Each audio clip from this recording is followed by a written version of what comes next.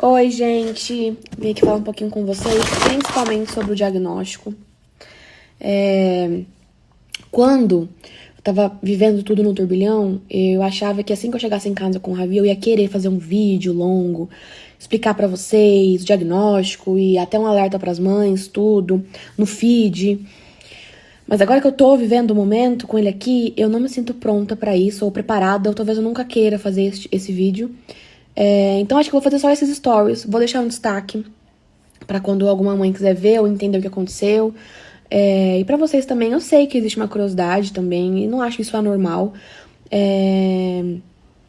A curiosidade não me incomoda, o que me incomoda é as pessoas que se pagam de médico e acham que sabem o que aconteceu, joga no Google o que é e acha que sabe a causa, sabe tudo e não tá vivendo aqui, isso sim me incomoda. Mas eu ia dar um minuto, aí eu cortei. Eu tô vivendo um estresse pós-traumático. Eu faço terapia, eu tô passando psicólogo, enfim, tudo.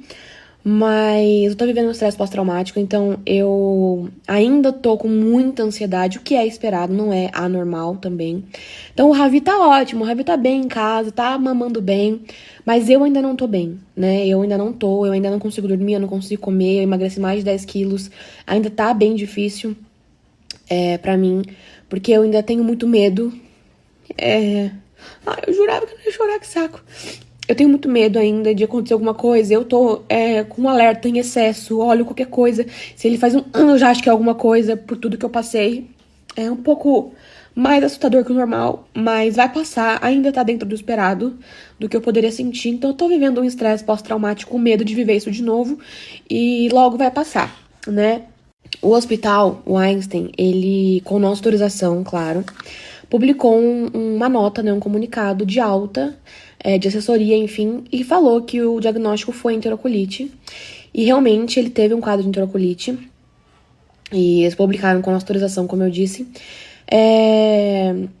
E assim, muita gente falou, nossa, mas não era raro? Então, a gente sempre falou com muita clareza, é raro para a idade dele, né?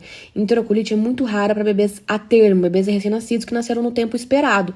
Para bebês prematuros não é raro, mas para a idade dele é raro. E é sim uma doença muito grave, inclusive eu tinha muito medo de contar o diagnóstico, porque eu sabia que muitas mamães já tinham perdido seus filhos, principalmente prematuros, com enterocolite. Eu tinha medo de postarem, falarem, perdi meu filho, isso aqui, isso me assustar mais ainda, sabe? Vivendo aquele turbilhão. Que é a enterocolite necrosante, né? Que muitos bebês passam, muitas mães já viveram isso e pode virar um caso cirúrgico, perfurar o intestino, enfim.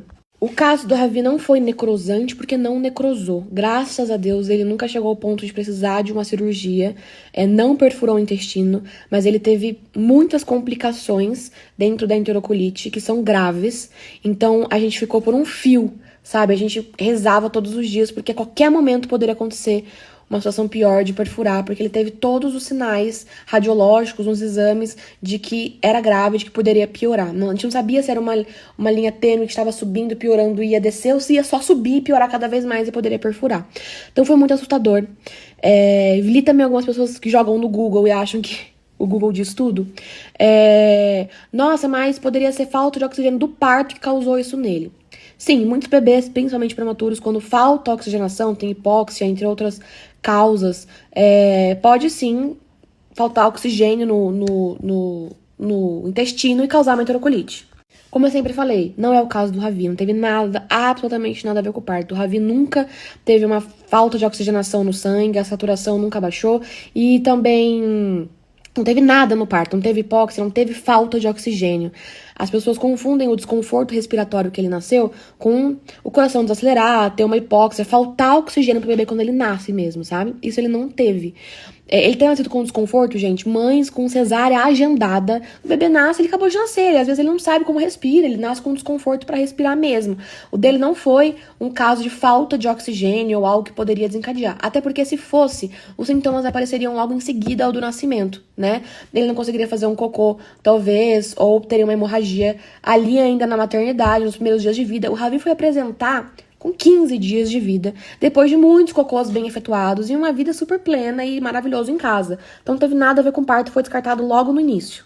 Os médicos, tá? A internet. É até ridículo ter que explicar isso, porque eu já falei várias vezes, né, que não teve a ver com o parto. Parece que as pessoas querem me magoar pra que eu me sinta culpada pela via de parto que eu escolhi. Mas não, gente, não teve nada a ver mesmo, graças a Deus, porque senão eu estaria me culpando mesmo. Talvez eu nem estaria conseguindo ter condições de estar aqui falando, estaria muito mais doente, psicologicamente, mentalmente, tá? Bom, e aí ele teve um caso de enterocolite. De início, o caso mais grave de enterocolite é uma enterocolite infecciosa, né? Que é causada por uma bactéria, um vírus, um parasita, algum bicho. Então a gente precisa descartar essa enterocolite infecciosa. Os exames dele nunca demonstraram que foi uma infecção. O PCR nunca subiu, o hemograma nunca teve alterações significativas, nenhum dos exames que foram feitos tinha, apenas o raio-x. O raio-x dele sempre foi caótico no abdômen, sempre teve um monte de coisa grave, assim, pra uma enterocolite.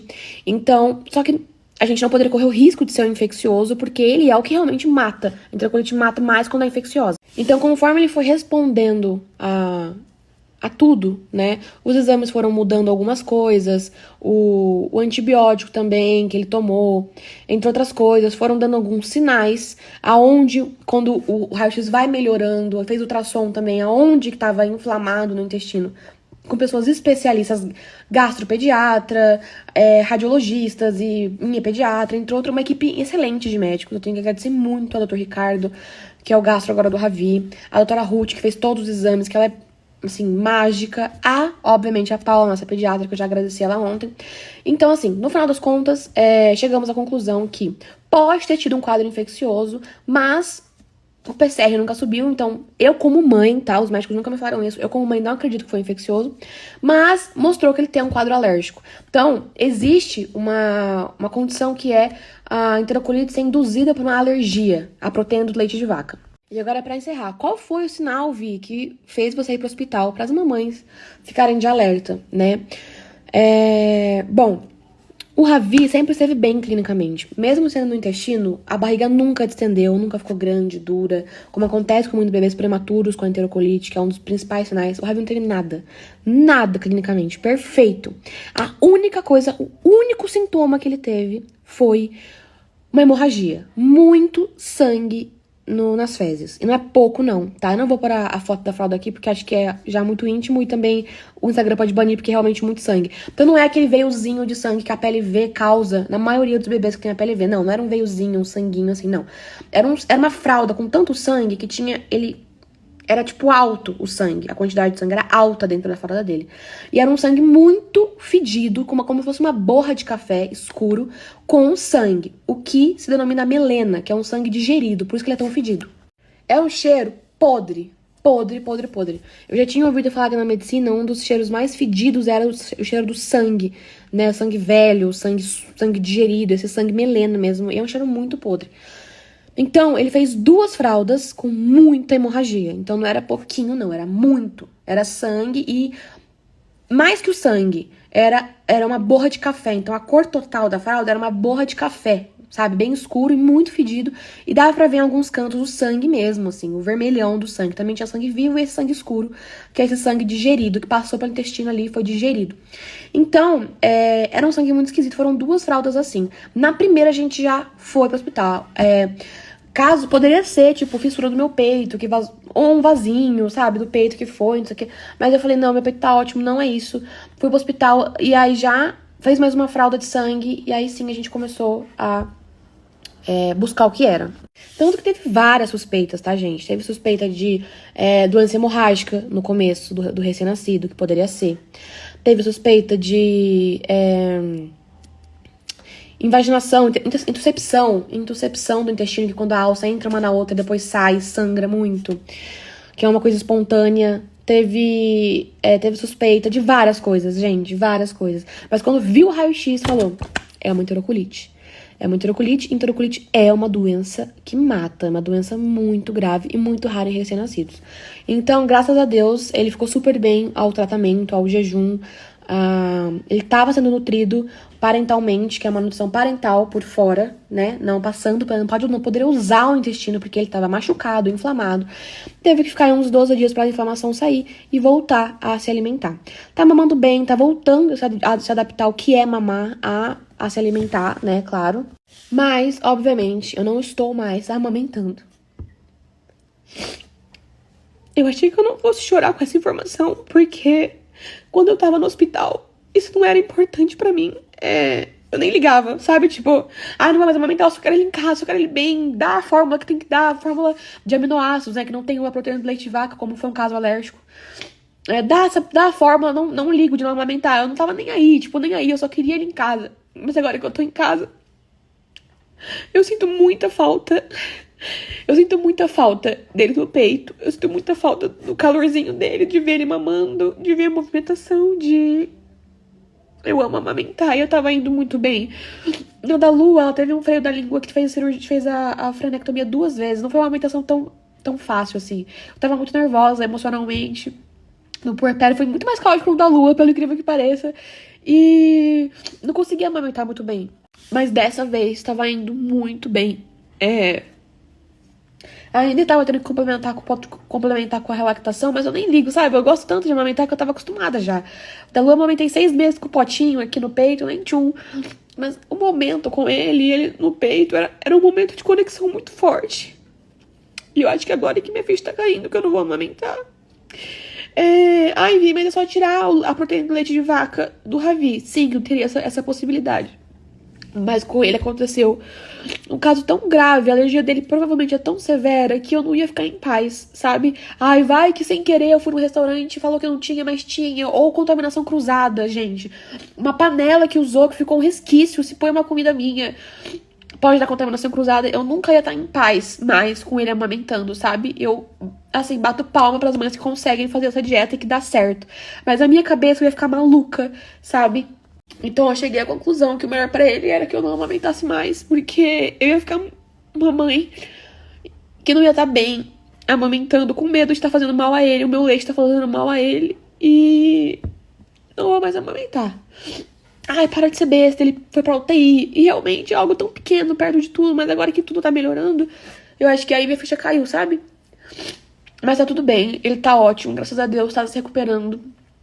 Como ele perdeu muito sangue, e também, né, muitos exames de sangue, jejum, né, e ele teve a nutrição parenteral, mas não tem ferro na nutrição parenteral, por exemplo, que é pela veia. Então ele tá um pouco anêmico, mas ele tomou ferro no hospital e agora tá sendo tratado em casa, tá? A anemia dele, daqui a pouco já passa, já melhora. E acho que é isso, gente, o que aconteceu. Eu ainda tô me recuperando, não sei quanto tempo vai demorar, mas eu tenho certeza que Deus tá comigo, que vai ser rápido, ele vai acalmar meu coração, porque é só ele mesmo. Aí a gente fica naquela, né, meu Deus, por que Deus tá acontecendo comigo? Tanta coisa uma atrás da outra. Tem mais um monte de coisa que aconteceu aqui nos bastidores que vocês nem sabem nesse período. A minha avó teve um AVC, teve uma outra coisa que aconteceu na nossa empresa, foi um monte de coisa ao mesmo tempo, assim. Minha avó também tá bem, graças a Deus. Eu fiquei, meu Deus, por que tá acontecendo isso? E eu e Eli, a gente sabe, a gente acredita muito que teve uma coisa muito mais espiritual, muito mais, com Deus.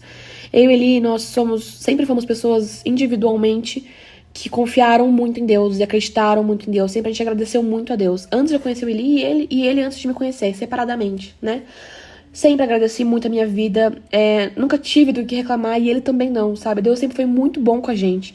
Antes a gente se conhecer, com a vida dele, com a minha, sempre, em todos os pilares da vida, assim. Então eu sempre fui muito grata a Deus. Nunca fui de pedir muita coisa a ele, porque ele sempre me deu mais do que eu imaginava, sabe? Mas tem uma diferença muito grande de você acreditar, agradecer, confiar em Deus e você ter uma intimidade com Deus. Você ter Deus na sua casa, na sua rotina, na sua família. Eu acho que o que Deus... Eu não acho, tenho certeza que o que Deus queria com tudo isso era fazer a gente parar, conversar com ele e entender. Ele deu muitos sinais claros. Claros, assim, gente, coisa que você fala, não é possível. Testemunho, sabe quando você vê um testemunho e você fala, é mentira isso aí? Não, eu vivi na pele. Eu acho que o Eli vai querer contar, porque teve um que ele viveu também, que foi bem forte. Mas, então eu vou deixar pra ele, né, algo muito pessoal. Mas teve alguns sinais que a gente sentia Deus muito claro falando com a gente, assim. E a gente sabe que o que Deus queria com tudo isso era intimidade, era entrar no nosso casamento, era entrar na nossa casa, era entrar na nossa rotina. Nossos filhos são filhos dele. E como que nossos filhos não vão saber quem é o pai deles? Como que o nosso filho não vai saber quem é Deus? A gente não tinha o costume de falar de Deus pra Lua, explicar pra ela. Mesmo que ela é tão pequenininha, gente, ela entende tudo, tá? É agora que você começa. É a base de tudo. Tá acima de qualquer coisa na nossa vida. Deus queria que a gente convidasse ele pra entrar na nossa casa. Deus queria que a gente convidasse ele pra entrar na vida dos nossos filhos. Deus queria que a gente convidasse ele pra entrar no nosso casamento. Na nossa rotina, que a gente fosse pra igreja. Inclusive, teve uma outra coisa muito louca envolvendo a igreja que aconteceu. Enfim, depois eu comento com vocês também. E era isso que Deus queria. Deus queria que a gente confiasse plenamente nele, de calma, eu tô cuidando de tudo. Confia, confia. E ele acalmou meu coração em diversas vezes, diversos exames, várias coisas. Quem já viveu na UTI sabe que são muitos altos e baixos. Não é uma linear de, tudo maravilhoso. Né? Senão estaria num quarto, não estaria numa UTI. Então é sempre assim, acontece uma coisa, um exame pior, aí depois volta e piora, e faz uma tentativa e dá ruim, aí você volta pra trás. Então, teve momentos que eu achei que eu ia infartar. Literalmente, era um peso, assim, as mães que já viveram UTI sabem o que eu tô falando. Era um peso no peito tão forte, era uma dor no peito tão forte, que parecia que o ar não entrava. Era uma ansiedade que o seu corpo treme, a sua mente não desliga, o seu intestino faz assim, ó, porque pelo menos cada um reage de uma forma com ansiedade. Eu não conseguia comer, eu tinha ânsia, sabe? Era muito estranho. E Deus foi o que me acalmou. Deus me acalmou em todos os momentos. Eu sentia ele falando, calma, entrega pra mim. Entrega pra mim. Não se preocupa, entrega pra mim. E foi isso que me acalmou, sabe? E agora, a única coisa que eu peço, que eu tô pedindo pra Deus, é só isso. É a Deus, é só agradecer. Sempre agradeci pelo que ele fez pelo meu filho. Por tudo, por ter me livrado meu filho de ter sido uma coisa muito pior. Ele me livrou no parto de ter sido uma coisa muito pior. Ele me livrou na UTI de ter sido uma coisa muito pior comigo. Ele livrou meu filho de ter acontecido algo muito pior com ele. Ele livrou a minha avó de ter sido algo muito pior. Minha avó, ela viu a morte e voltou. Então, Deus é muito bom com a gente. Às vezes a gente fica pegando só na coisa ruim, tipo, mas por que isso aconteceu comigo? Você vai entender lá na frente. Todas as tormentas da nossa vida têm um propósito.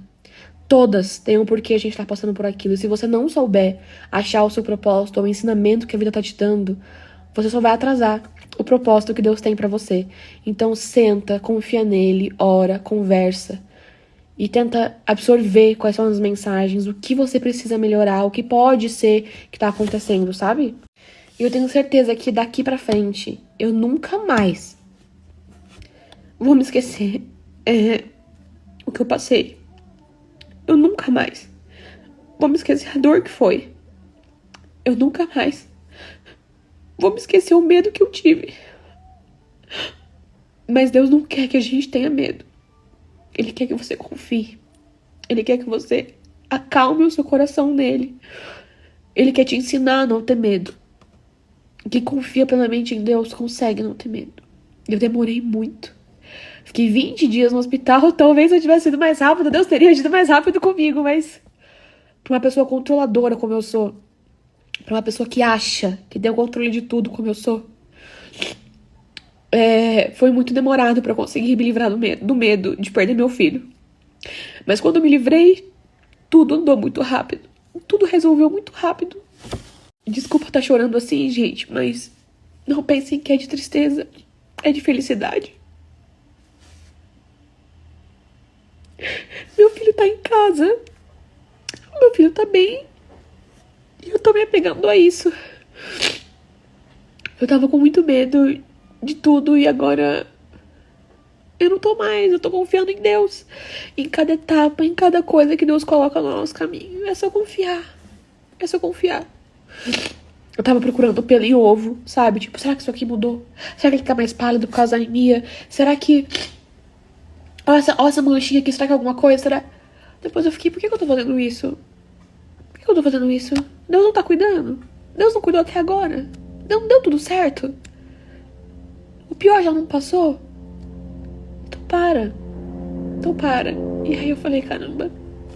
E eu acho que eu tô me dando conta agora. Eu acho que era muito importante eu expor tudo isso, porque Deus também usa a gente pra outras pessoas. Muitas mamães podem estar na UTI vivendo o que eu vivi. São muitas mães de UTI. UTI neonatal, UTI pediátrica, UTI adulta, quando o filho já é adulto, que estão vivendo o que eu vivi, estão sem esperança, estão morrendo de medo. não conseguem acalmar o coração, e eu sei o que é isso. Nossa, eu sei, como eu sei. Meu Deus, como eu sei. E eu sei como é difícil você abrir mão, como você se livrar disso, como dá medo. Mas confia. Confia, acredita a hora. Foi Deus, gente. Não tem outra explicação, foi Deus que me acalmou, foi Deus que livrou meu filho. Foi Deus que cuidou dele desde o começo. Nenhum médico entendia como ele estava bem, clinicamente, quando eu entrava no quarto, com os exames dele. Nenhum médico entendia. Mas eu entendia.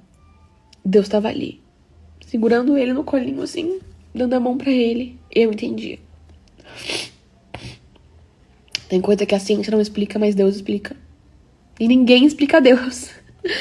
E acho que é isso, gente. Expliquei tudo o que eu queria. Acho que tudo que é importante, tudo que vale a pena é vocês entenderem o que aconteceu. Porque eu sei que é algo pessoal até, mas acho que tudo que eu falei, nada é tão pessoal assim.